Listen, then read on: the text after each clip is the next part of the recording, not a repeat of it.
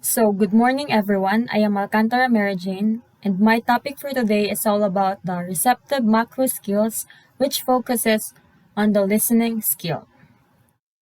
Clearly, listening is the skill that we can all benefit from improving. By becoming a better listener, you can improve your productivity as well as your ability to influence, persuade, negotiate, and understand.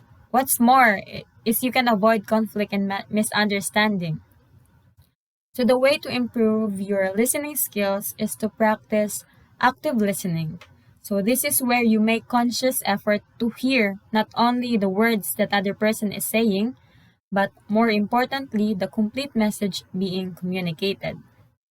So, there are also nature and the purposes of listening. So, listening involves paying attention, interpreting the message, and responding. So, when we listen, we also send nonverbal messages such as nodding, showing appropriate facial expressions, or just by maintaining eye contact to indicate that we understand the speaker's message.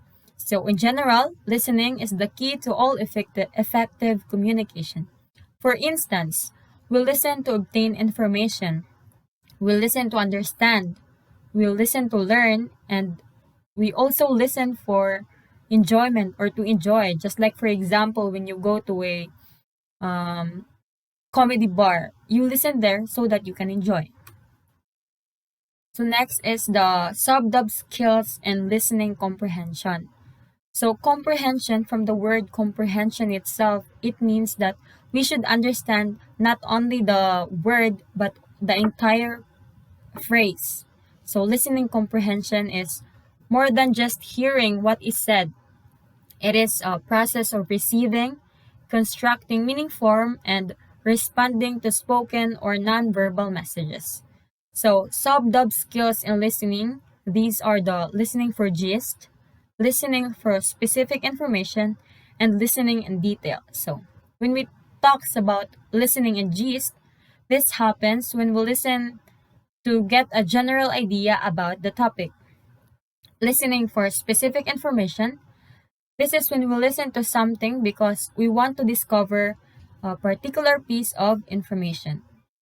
Listening in detail, so this is when we listen very closely, paying attention to all the words and trying to understand as much information as possible. So, example for this is when you are watching your favorite presidential debate or any debate.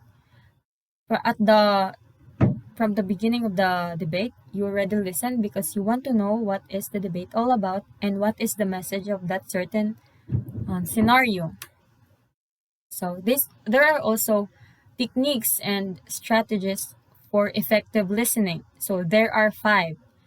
Pay by paying attention, showing that you are listening, provide feedback, defer judgment, and respond appropriately. So when we say paying attention, so this is when give the speaker your undivided attention and acknowledge the message, recognize the nonverbal communication. Also, when you are allowed to speak, speak loudly. Look at the speaker directly. It is means of you are paying attention of the speaker. So show that you are listening. So how can you show that you are listening? As what I have mentioned a while ago, by nodding, sending nonverbal strategies is like just like nodding. It's already a way that you tell to the speaker that you are listening.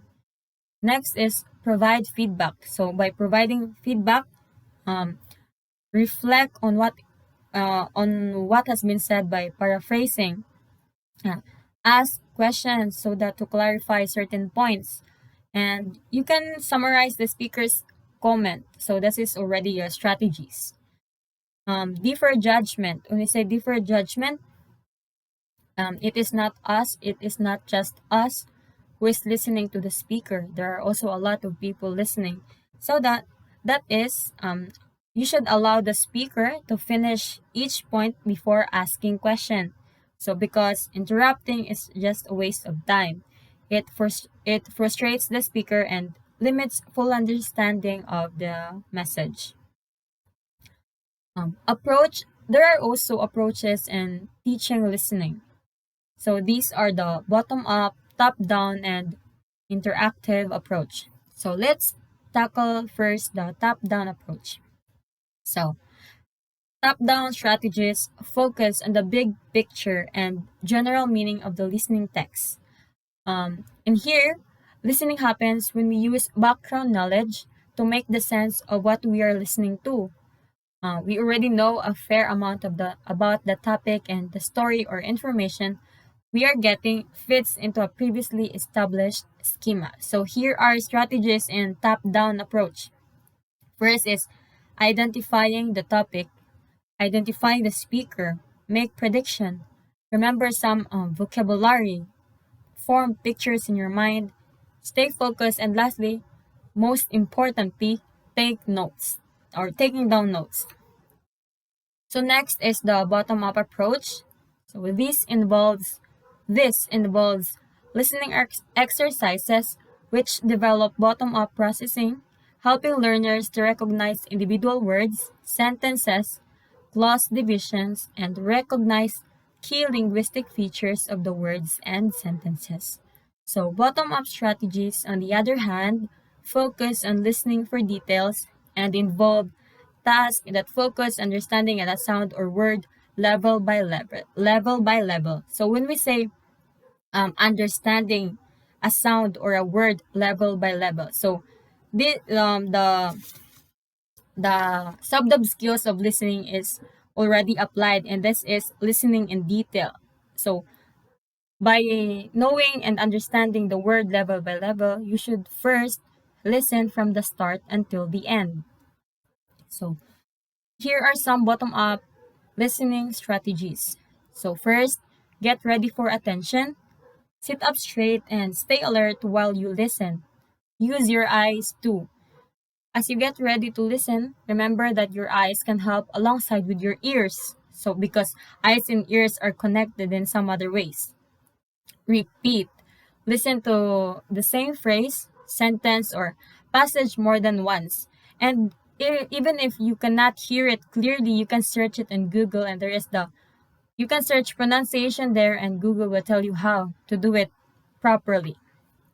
Chunk it and find keywords. And if there are words there that you can't understand, you can take down notes so that next time you will know what is the meaning of that word, and it is easy for you to understand the topic.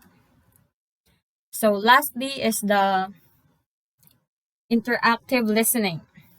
So interactive listening is a thorough and engaging text. So by presenting music as fundamentals and history is a conversational exploratory style, it invites students from every background to approach music in ways that make sense to them. So when we say interactive, like for example, when a teacher gives you a movie, lets you watch a movie, or give you to listen a poem or a song, and then ask you to give your opinion or reflection about it. So it is already the teacher is already asking if your interactive listening is already active. So that's it. And here are the references if you need more information about the receptive skills. That's it for today. Thank you.